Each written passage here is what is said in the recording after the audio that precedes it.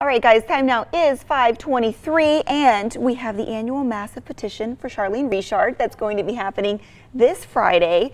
It's the 60th anniversary of her death.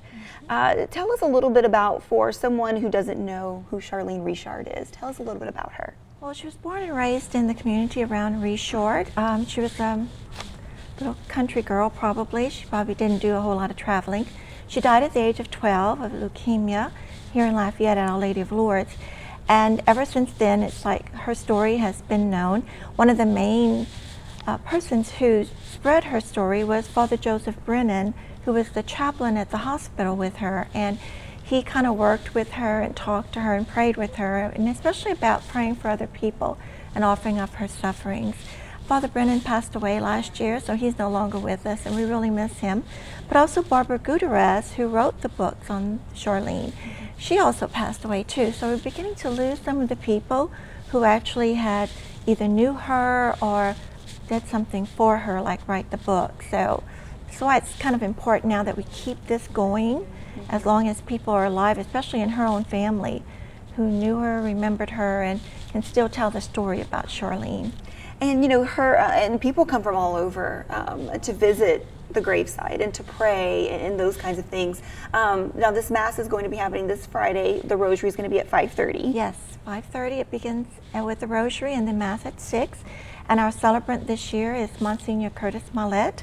And what's going to be different this year is David Murgis with the Diocese of Lafayette will be filming the Mass, but it's also going to be streaming live. And so if anyone cannot make it to Richard for the Mass, they can get on the diocesan website and watch it.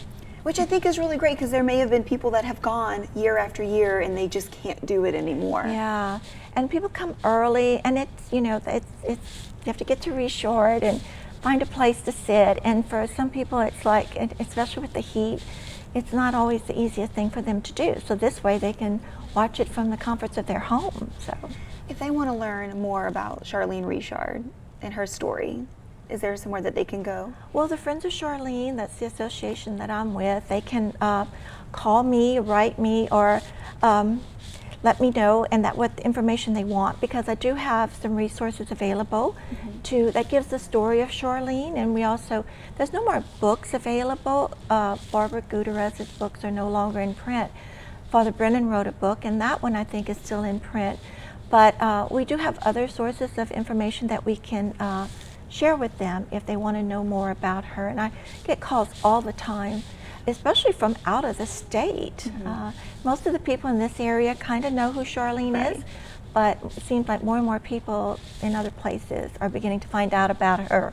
And what is that like? I mean, I guess for you guys, you know, kind of spreading the word and about her, but knowing that people outside of Acadiana know who she is. Well, it's really exciting, because one of the main things for a person to even be considered for sainthood is that they have to be like on an international level. It can't just be our little local saint, because we do call her a Little Cajun Saint. Right.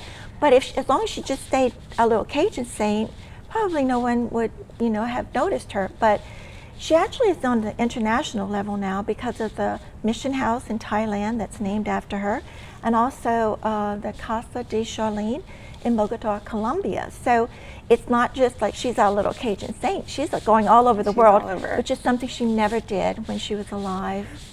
Well, thank you so much for being here this morning. We appreciate it. And you know what, guys, if you missed any of that information, we'll of course post that over on katc.com.